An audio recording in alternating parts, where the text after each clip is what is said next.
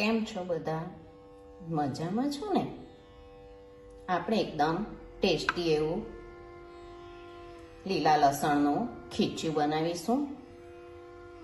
ત્યારે લીલું લસણ એટલું જ સરસ મળતું હોય છે, તો તમે પણ આ રીતે બનાવીને ટ્રાય કરો. આ પેનમાં તેલ લઈ લઈશું. એમાં લીલું લસણ છે તેને આપણે લઈ લીધું છે. હવે એમાં પાણી લઈ લેવાનું છે.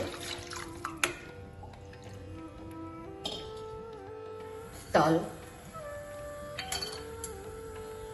નાની અડધી ચમચી મીઠું, મરચાંની પેસ્ટ છે,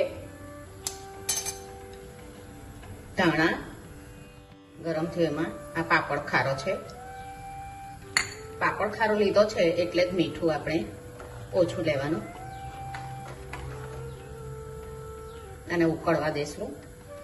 ગેસ ધીરો કરીને ચોખાનો લોટને લઈ લેવાનો.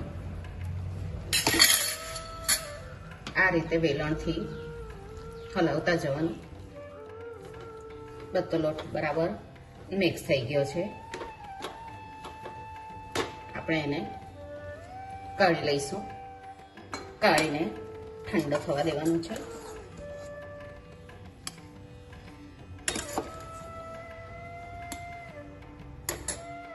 ઠંડો થઈ ગયો છે. હાથમાં તેલ લગાવીને વારી લઈશું.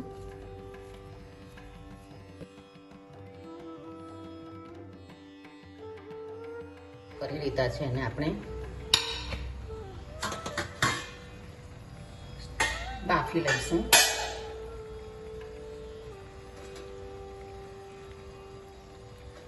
10 થી 15 મિનિટ માટે એને ઢાંકીને થવા દઈશું.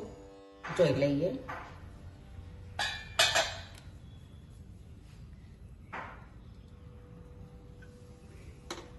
જો એકદમ સરસ આપણો લોટ બફાઈ ગયો છે. અને ગેસ બંધ કરી દઈએ. થોડું ઠંડો થવા કટ કરી લઈશું.